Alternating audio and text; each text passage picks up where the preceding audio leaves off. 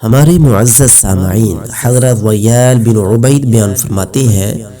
کہ میں نے حضرت حنظلہ بن حزیم بن حنیفہ رضی اللہ تعالی عنہ اجمعین کو یہ بیان کرتے ہوئے سنا۔ وہ بیان فرما رہے تھے کہ میرے دادا محترم حضرت حنیفہ نے میرے والد محترم حضرت حزیم کو بیان فرمایا کہ بیٹا تم اپنے تمام بیٹوں کو جمع کر لو، کیونکہ میں ایک وصیت کرنے لگا ہوں۔ لہٰذا میرے والد محترم نے اپنے تمام بیٹوں کو جمع کیا۔ اس کے بعد میرے دادا نے جو پہلی وصیت فرمائی، انہوں نے فرمایا میری پہلی وصیت یہ ہے کہ وہ 100 اونٹ جن کو ہم جاہلیت میں مطیبہ کہا کرتے تھے، وہ 100 اونٹ اس بچے کے لیے وقف ہیں جو یتیم ہے۔ وہ یتیم بچہ میرے دادا کے گود میں پل رہا تھا، اس کا نام بریس بن قطیفہ تھا۔ تو جب انہوں نے یہ وصیت کر لی تو اس وصیت کرنے کے بعد ہمارے چاچاؤں کے اندر، یعنی حضرت حنظلہ کے جو دیگر چاچے تھے یا ان کی حضرت حنظلہ کے دادا کی اولاد تھی، ان کے اندر یہ مشہور ہو گیا کہ ہمارے والد محترم نے اپنے جائیداد و مال و متاع کے اندر سے جس قدر جو وصیت کرنی تھی وہ کر لی ہے۔ لہٰذا اب ہم اپنے والد محترم کے دنیا سے جانے کے بعد اتنے اونٹ آپس میں تقسیم کر لیں گے اور اس میں سے اس یتیم کو بھی حصہ دیں گے۔ جب اس بات نے چرچا کیا تو اس کو سن کر حضرت حزیم جو کہ حضرت حنیفہ کے بڑے بیٹے تھے اپنے والد محترم سے عرض کرتے ہیں، ابا جان میں یہ سن رہا ہوں کہ ہمارے بھائی آپ کے بیٹے یہ کہہ رہے ہیں کہ آپ کے دنیا سے جانے کے بعد ہم آپ کے مال و متاع کو اس طرح تقسیم کریں گے۔ جب یہ بات حضرت حزیم نے اپنے والد محترم حضرت حنیفہ کو عرض کیا تو حضرت حنیفہ نے کہا بیٹا ایسے ہی بات ہے، لہٰذا اب آؤ میرے اور تمہارے درمیان حضور صلی اللہ علیہ وسلم ہو جاتے ہیں تاکہ کل کو کوئی نیا مسئلہ پیش نہ آئے۔ لہٰذا یہ دونوں باپ بیٹے چلے۔ حضرت حنظلہ فرماتے ہیں کہ ہم تمام اپنے والد محترم کے ساتھ اور دادا محترم کے ساتھ چلے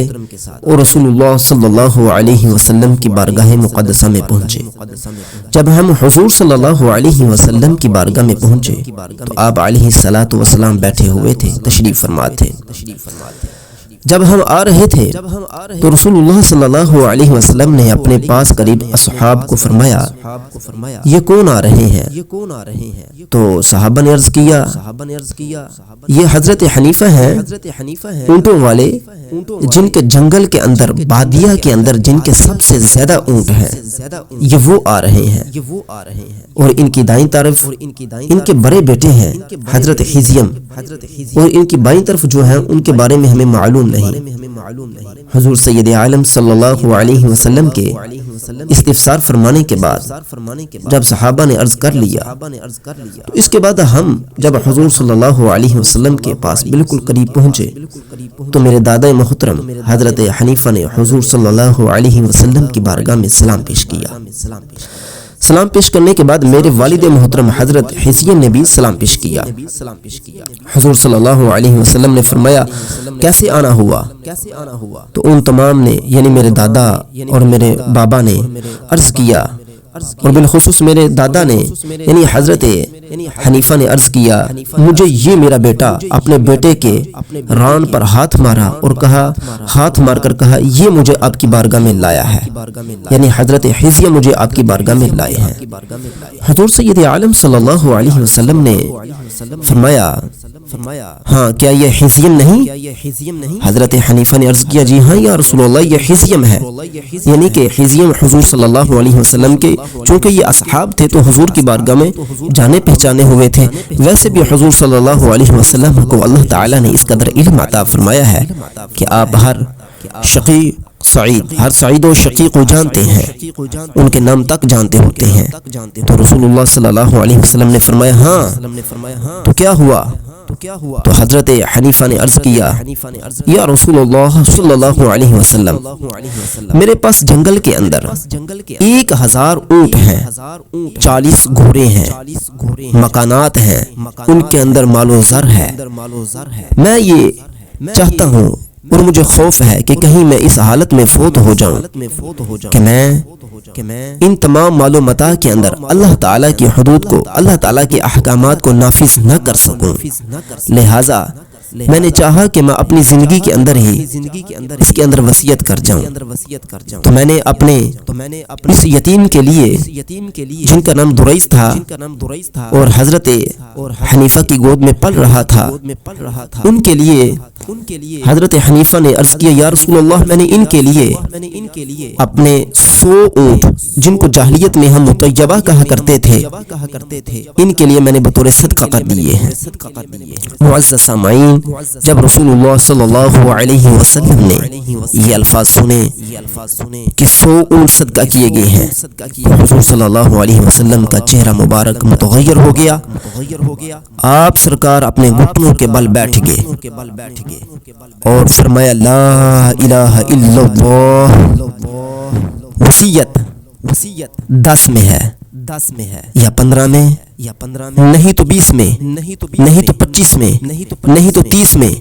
زیادہ سے زیادہ 40 میں، اس سے زائد وصیت نہیں ہے۔ معزز سامعین، اس کے بعد حضرت حنیفہ نے عرض کیا یا رسول اللہ پھر 40 میں سے یعنی کہ 40 اونٹ اس یتیم کو بطور صدقہ کر دیے جائیں۔ حضور سید عالم صلی اللہ علیہ وسلم نے فرمایا ٹھیک ہے،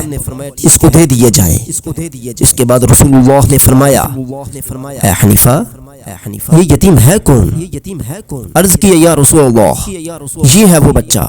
یعنی کہ وہ نامعلوم بچہ تھا جسے اصحاب رسول نہیں جان رہے تھے، ان کے بارے میں حضرت حنیفہ نے عرض کیا یا رسول اللہ یہ ہے وہ بچہ، اور اس کی عمر تقریباً مشتبہ وہ بالغوں کے مشتبہ ہو چکا تھا، یعنی کہ نوجوانوں کے مشتبہ ہو رہا تھا، اتنا بڑا وہ ہو رہا تھا۔ تو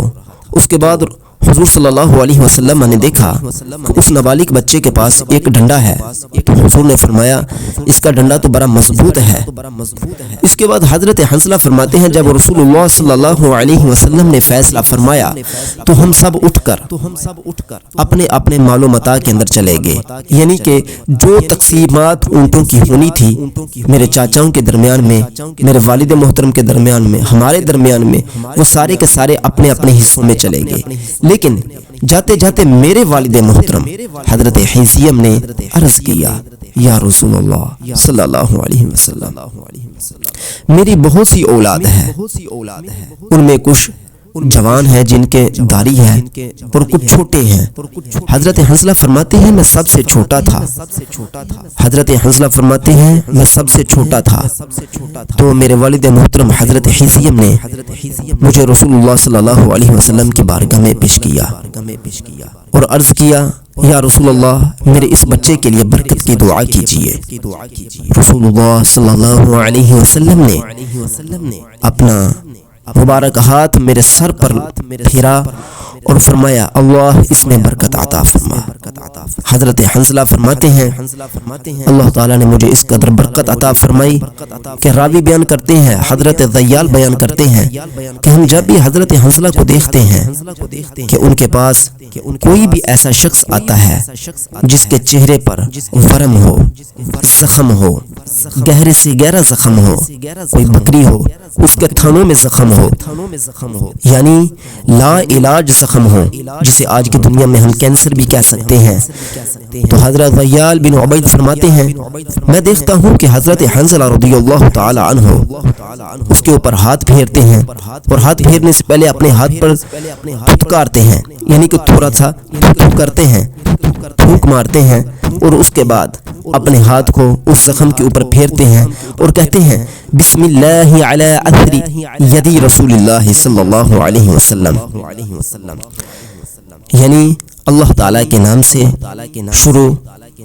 رسول اللہ صلی اللہ علیہ وسلم کے ہاتھ مبارک کی برکت کے اثر سے یہ بیماری زائل ہو جائے، تو وہ بیماری زائل ہو جاتی تھی، گویا کہ وہ بیماری آئی ہی نہیں۔ لہذا ہمارے معزز سامعین اگر کسی کے اوپر کوئی بیماری آئی ہے تو وہ بھی حضرت صحابی رسول حضرت حنظلہ رضی اللہ تعالی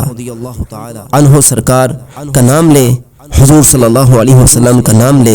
اور متورم والے پر، بیماری والے پر، اور جس کا زخم درست نہیں ہو رہا، جنہیں شوگر کی علامات ہیں ان کے زخم درست نہیں ہوتے، وہ یہی دعا پڑھے انشاءاللہ تعالی۔ اس کے پڑھنے کی برکت سے اور اسی کے طریقہ کار کی برکت سے سب سے پہلے وہ درود شریف پڑھیں۔ درود شریف پڑھنے کے بعد حضرت سیدنا حنظلہ کو یاد کریں، ان کی بارگاہ میں درود شریف بھیجیں، پھر حضرت حنظلہ رضی اللہ تعالی عنہ کے ذریعے سے رسول اللہ صلی اللہ علیہ وسلم کی بارگاہ میں ثواب کا تحفہ بھیجیے اور گناہوں سے تائب ہوجیے۔ اس کے بعد یہی دعا بسم اللہ علی یدی، بسم اللہ علی عفری یدی رسول اللہ صلی اللہ علیہ وسلم پڑھیے، اور جس طرح حضرت حنظلہ دم کیا کرتے تھے دم کر دیجئے، انشاءاللہ تعالی بفضلہ تعالی شفا ہوگی۔